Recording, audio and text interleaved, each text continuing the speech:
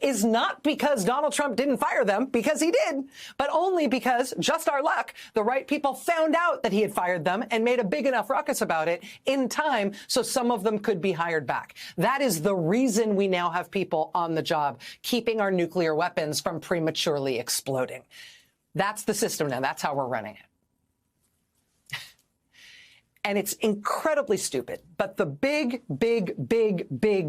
problem with that being our system right now. Donald Trump's administration is for the billionaires. And by the billionaires, look at his cabinet, look at his co-president, look at himself. These are the richest people in America using and abusing our government to grow their wealth. And they are being blatant about it. They're just saying it. And we saw that recently in a scandal that is erupting as a leaked call proved out just how easy it is for billionaires to steal as much as they want from us and make themselves richer through the Trump administration. And we are going to get into all of that. But before we do, if I could quickly ask you to leave a like on this video, and if you haven't already and you enjoy our channel, to hit that subscribe button. It goes a long way. And it really does mean a lot to me. Now, before we can get into this phone call, which will just have you pulling your hair out, I want to hear from Rachel Maddow, who talked about the phone calls that aren't able to happen. And that's to Social Security. Agents. But meanwhile, while people are scrambling to try to fix that mistake they made, these guys are destroying 10, 100, 1,000, 10,000 other things all the time. It is a terrible, absolutely ridiculous way to run a government, especially under the name of efficiency, right? I mean, how can it be that the reason we still have people on the job today storing and transporting our nuclear weapons is not because Donald Trump didn't fire them, because he did, but only because, just our luck, the right people found out that he had fired them and made a big enough ruckus about it in time so some of them could be hired back. That is the reason we now have people on the job keeping our nuclear weapons from prematurely exploding. That's the system now. That's how we're running it. And it's incredibly stupid. But the big problem with that being our system right now is that for some problems, the people who are most affected and most hurt by it are the people who can least make a ruckus. The people who have the least opportunity to see what's wrong, complain about it in a way that is big enough that it's going to get noticed and their complaints are going to be taken seriously. And so somebody's going to do something about it and maybe it'll get reversed. The people who are going to be hurt the most grievously are the people who are least capable of raising a ruckus about what's being done to them. And so here we are. Headline, Washington Post. Social Security website keeps crashing as DOJ demands cuts to IT staff. Retirees and disabled people are facing chronic website outages and other access problems as they attempt to log into their online Social Security accounts. The website has crashed repeatedly in recent weeks, with outages lasting anywhere from 20 minutes to almost a day. Even when the site is back online, many customers have not been able to sign into their accounts or have logged in only to find information missing. The disruptions are occurring as Trump's acting Social Security chief and the DOJ team move to lay off large swaths of the workforce. The Department of Government Efficiency has decided that efficiency means the inability to get in touch with the government about the most essential programs. Elon Musk's assault on Social Security has saved no one money. It might have cost you your Social Security check. It might have cost you your ability to pay rent, to get groceries, to take care of your family. Money that you have paid into the system your entire life, you can no longer access. I don't know how that's efficient, but that is Donald Trump's America. That is Elon Musk's America, where working people are screwed over while billionaires get whatever they want. And before we get into that call, the perfect example of that came in this clip from the Oval Office right here. It's not just a company, it's actually an individual. And he made $2.5 billion today, and he made $900 million. That's not bad. He's in financials. I've always been following. Is this really what we want? We want our president joking and bragging in the Oval Office about how much his billionaire buddies made in a single day. Oh, he made $900 million. He made $2 billion. What this is? A public servant. Well, not in the case of Donald Trump. That's the job of the presidency, not to enrich the most corrupt people in America in just the most diabolical way. He does not care at all. And that was made very clear when one of the hosts of the All In podcast, this big kind of red-pilled right-wing podcast of all these tech bros, was talking about how easy it is to access the Trump administration once you have paid them off. Take a listen right here. This is one thing I'll tell you about the Trump administration, which is totally different. Okay, I was a lifelong Democrat, okay? I was a mega donor to the Democrats. Dinner with Obama level donor, okay? I couldn't get a fucking phone call return from the White House to save my life. The only thing that happened to me was I made an off-color comment about something in China, and I had the Biden administration basically say something, essentially put out a press release basically saying I was mean. That's all I got for millions of dollars. That, you know what I mean? For being honest. I mean, I was like, hey man, there's a lot of problems in America. Talk to me about the fentanyl crisis before we talk about everything else. Anyways, the Trump administration is totally different. There's not a single person there you can't get on the phone and talk to. I'll give you an example of this. A friend of mine's company was really impacted with these tariffs in a bad way, okay? This is a really amazing, legitimate American business, 150-year-old business, family-owned, all this stuff. And I was able to call the deputy chief of staff and I said, hey, can you talk to the CEO and just so here on the ground? He's instantly putting me on the phone. My wife runs a pharmaceutical business and, we wanted to make sure that the administration understood all the implications for rare diseases and orphan drugs.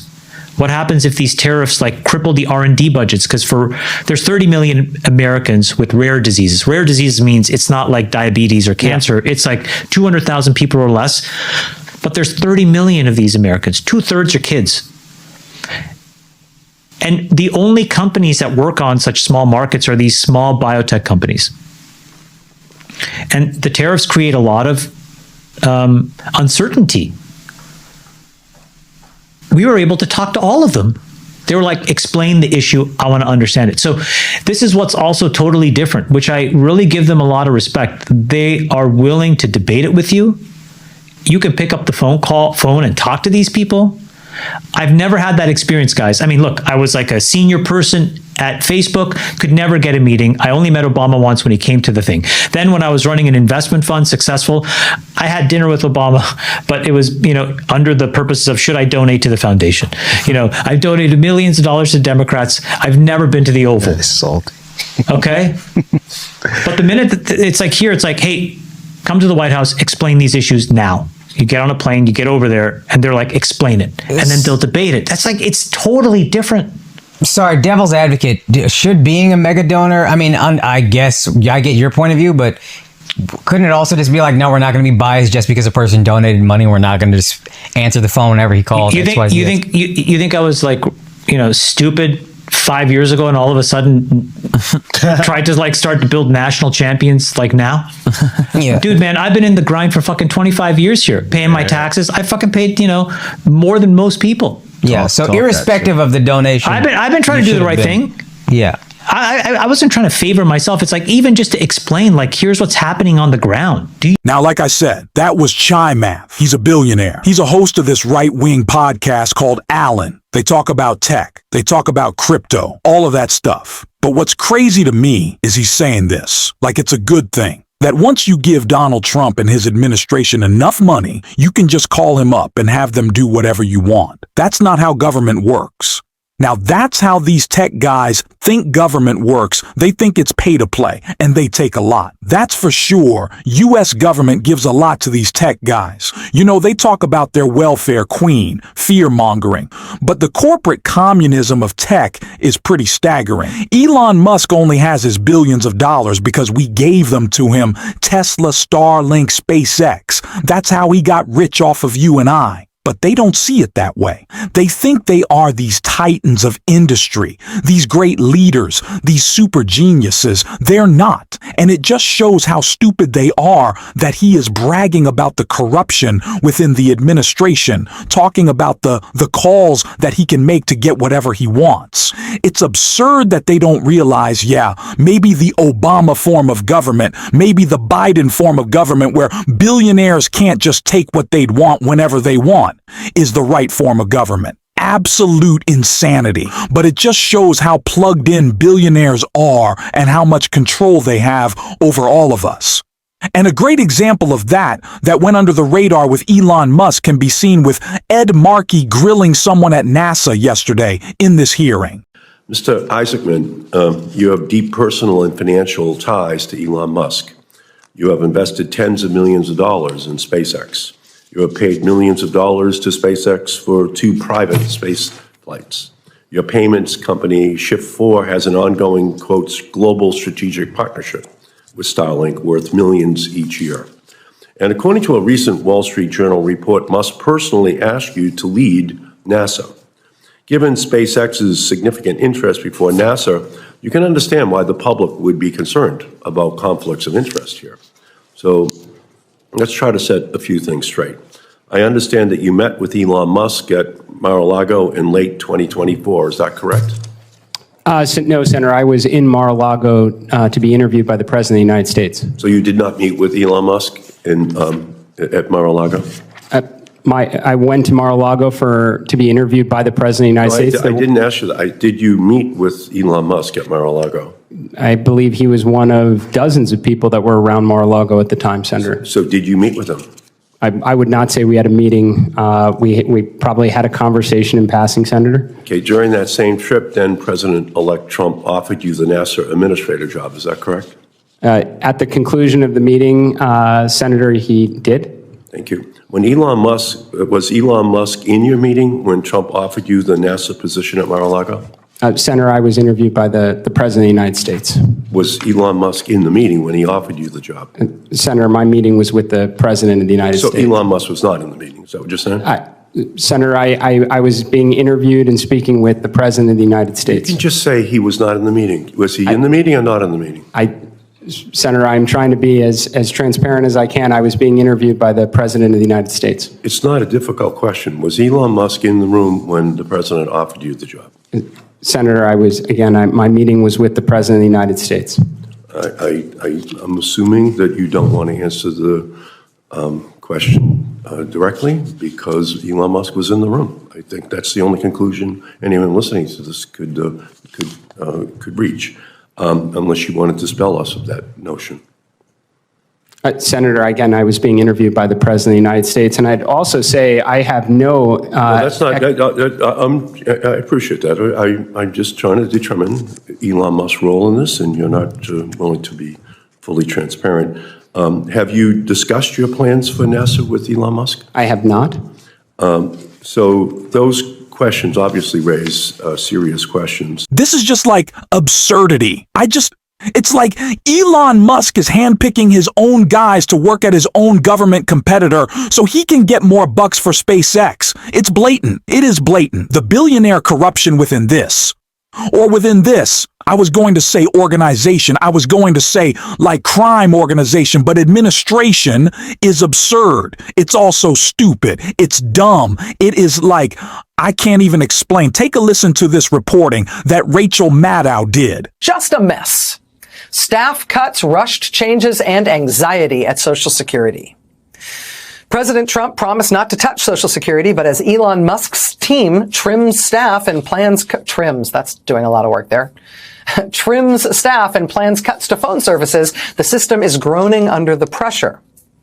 And here's the lead. Quote, the line started forming outside the Social Security office in suburban Glendale, Arizona, not long after sunrise. Dozens of retirees and people with disabilities shuffling papers, some leaning on walkers, all anxious to know whether Trump's government overhaul had put their safety nets at risk.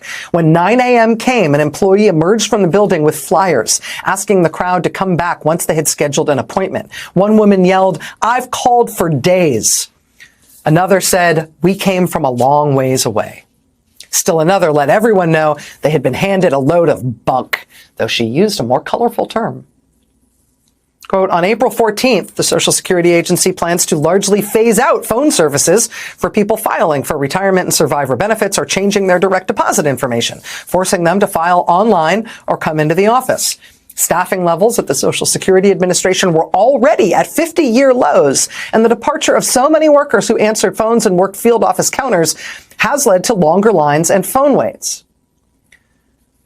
Teresa Boswell, whose vote for Mr. Trump in November helped flip Arizona, but who found herself fuming outside the Social Security office in Glendale last week, unable to sign up for $1,200 in monthly benefits after she retired from her job processing legal papers, told The Times, quote, I didn't know he was going to pull this.